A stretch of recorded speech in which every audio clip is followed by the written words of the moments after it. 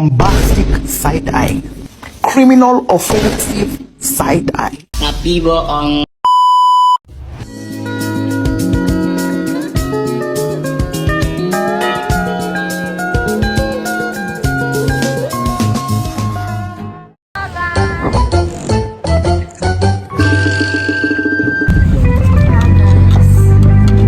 Jadi sekarang kita mau ngerjain tugas bahasa Indonesia. Kita mau ke Museum Konferensi Asia Afrika. Sekarang kita lagi di ini ada Irma, ada Risha. Halo, welcome back to my channel. Jadi di sini kita udah ada di Museum Konferensi Asia Afrika. Ikutin kita terus ya. Bye bye. Halo guys, jadi pertama kali kita masuk Museum Asia Afrika ini kita melihat sidang konferensi Asia Afrika. Di sini ada beberapa tokoh. Kita lihat. Di situ ada Jawaharlal Nehru, sebelahnya ada UNU, sebelahnya lagi ada Bung Hatta, dan ini ada Soekarno. Terus ada Ali Sastroamidjojo Jojo. Sebelahnya ada Sir John Paterlawala. Sebelahnya lagi ada Ali. Oke, jadi di sini dari hasil sidang ini tuh memutusin 10 poin keputusan yang selanjutnya dikenal dengan sebutan dasar silama. Oke, untuk selanjutnya di sini kita melihat ada alat yang digunakan pada sidang konferensi Asia Afrika. Yang pertama kita bisa melihat di sini ada kursi dan meja rentan. Ada kursi dan meja yang terbuat dari rentan yang digunakan pada saat pertemuan antara PM Ali Sastroamidjojo dan Pangeran Norodom Sihanouk pada tahun 1920. Di alat yang kedua, di sini ada kamera Yomo yang diproduksi oleh Amerika Serikat pada tahun 1925 yang digunakan untuk merekam konferensi Asia Afrika pada tahun 1955. Dan di alat yang selanjutnya, di sini ada dua alat video. Yang pertama, di sini ada alat ketik yang diproduksi oleh Inggris dan yang di sini yang diproduksi oleh Jerman pada tahun 1940 untuk menghasilkan beberapa dokumen konferensi. Dan yang terakhir, di sini ada mesin cetak atau printeran yang diproduksi oleh Jerman pada tahun 1940 yang digunakan untuk mengirim berita mengenai konferensi sumber.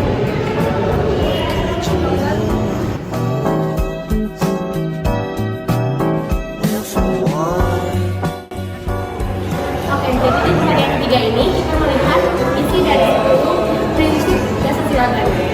Jadi, dasar sila Bandung berisi pernyataan mengenai dukungan bagi kedamaian dan kerjasama rakyat. Dasar sila Bandung juga mengajarkan kita tentang pentingnya solidaritas dan kerjasama antar bangsa dalam menghadapi masalah global seperti perubahan iklim.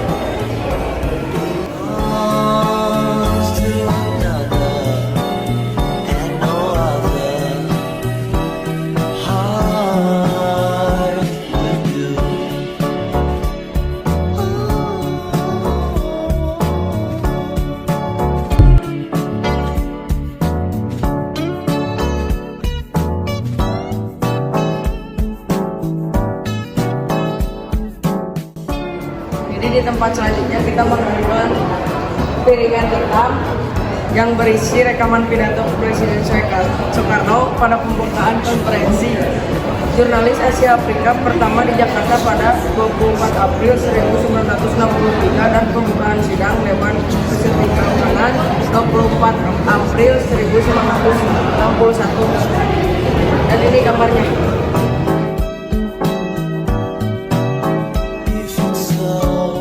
Tempat selanjutnya ada kamera serta sarung kamera yang diproduksi Jerman tahun 1952 yang bertugas meliputi konferensi Asia Afrika 1955. Lalu ada image Erlanger yang diproduksi Rusia yang berasal dari koleksi pribadi Inen Risma.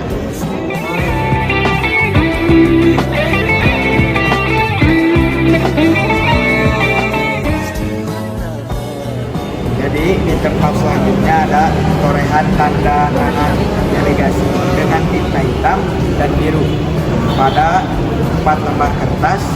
Tanda tangan ini diperoleh kegiatan formal Konferensi Asia Afrika 1955. It's simply just my stubborn heart, no doubt. Oke, di tempat yang selanjutnya kita sendiri konferensi Asia Afrika Bandung 18 sampai 24 April 1945. Konferensi Asia Afrika adalah suatu babak terbaru dalam sejarah dunia, di mana pemimpin-pemimpin bangsa Asia dan Afrika berkumpul di wilayahnya sendiri untuk merenungkan dan mempertimbangkan masalah-masalah yang menjadi kepentingan bersama serta menumbuhkan solidaritas Asia Afrika. Konferensi ini dianggap sebagai konferensi partnership pertama bagi bangsa-bangsa berwarna yang terdiri oleh lebih dari sejumlah Korea menyuarakan apa yang dinamakan paksaan moral bangsa-bangsa demi kepentingan dunia. Konferensi Asia Afrika dilaksanakan di tengah-tengah kesibukan antagonis perang dingin antara blok barat dan timur. Jadi di sebelahnya ada kedatangan kardinal. Di sini ada tokoh-tokohnya bisa dilihat.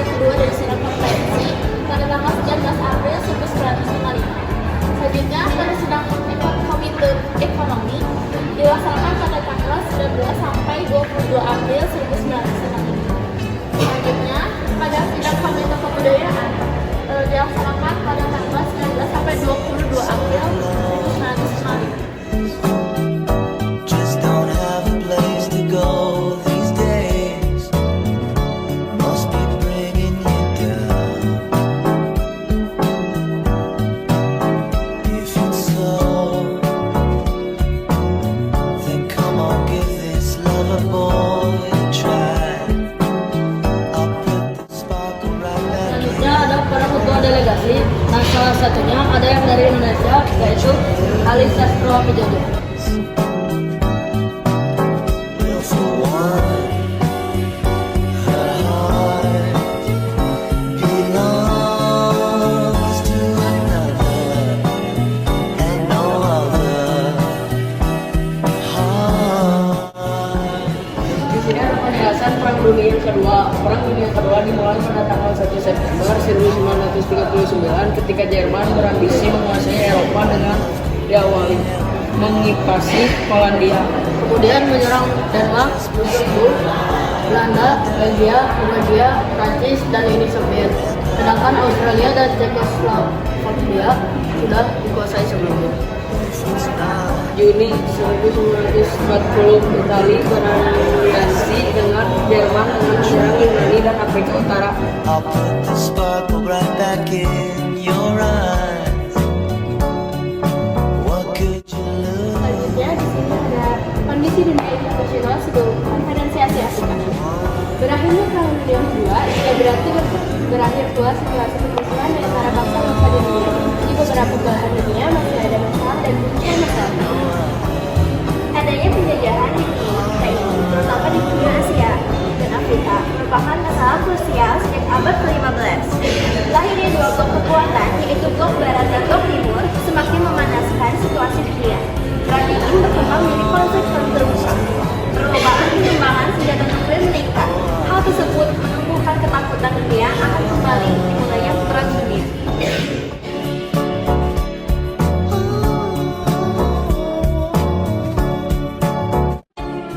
Di sini ada beberapa cuplikan pidato Soekarno. Inilah konferensi antar benua yang pertama dari bangsa-bangsa berkulit berwarna di sepanjang sejarah umat manusia. Selanjutnya, janganlah hendaknya melihat kolonialisme dalam situasi saja.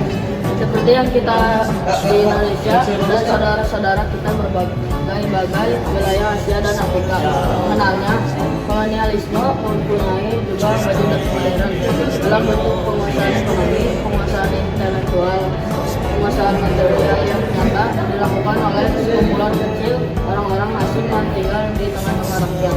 Ia merupakan musuh yang licin dan tabah dan menyaruh dengan berbagai cara. Tidak gampang dia mau melepaskan. Misalnya, bila mana, dan bagaimanapun yang muncul kolonialisme adalah hal yang jahat yang harus dilenyapkan dari muka bumi. Selanjutnya, seperti perdamaian, kemerdekaan tidak dapat dibagi-bagi. Perdamaian perlu untuk kita karena pecahnya pertempuran di bagian dunia. Kita yang kita tempati ini akan membahayakan kemerdekaan yang tak ternilai harganya. Tidak ada tugas yang lebih mendesak daripada memelihara perdamaian. Tanpa perdamaian, kemerdekaan kita tak banyak faedahnya.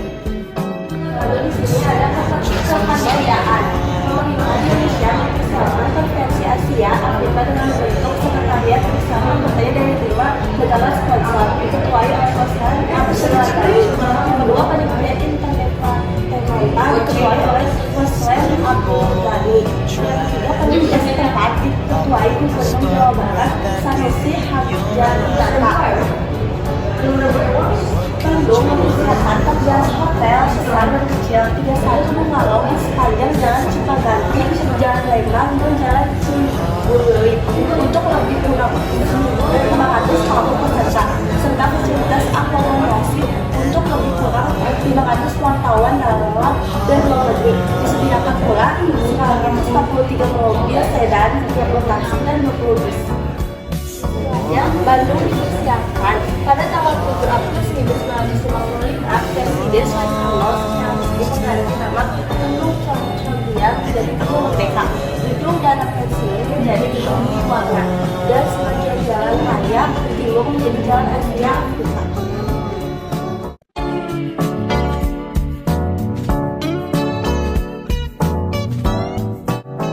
Di sini ada penjelasan pertemuan buku pada tanggal 9 sampai 22 Maret 1954.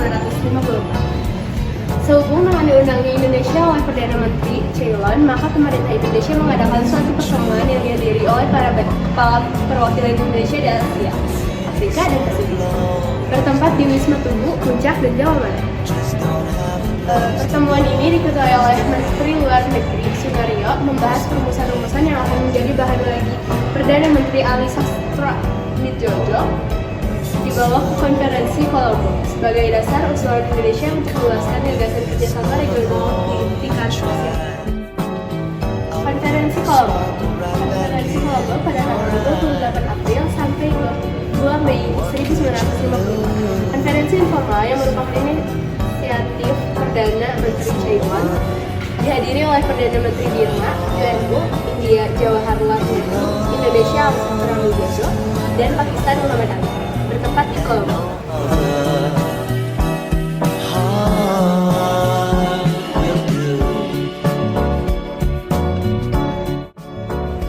Ini ada konferensi Bogor yang dilaksanakan di Bogor pada tanggal 28 sampai 29 Desember 1954. Nah, konferensi ini menghasilkan merumuskan kesepakatan tentang agenda, tujuan, dan negara-negara yang diundang pada konferensi Asia Afrika.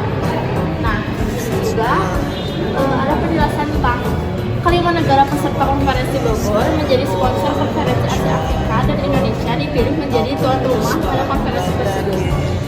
Dan ditetapkan akan berlangsung pada akhir minggu bulan April tahun 1955. Soekarno menunjuk kota Bandung sebagai tempat berlangsungnya konferensi.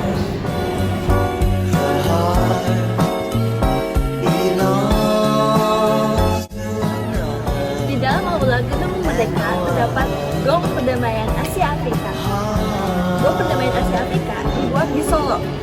Gong ini bernilai $175.500 Amerika Serikat. Memiliki nama dan simbol di lingkaran tengah. Lingkaran dalam diukir dengan Gong Perdamaian Asia Afrika dan bunga.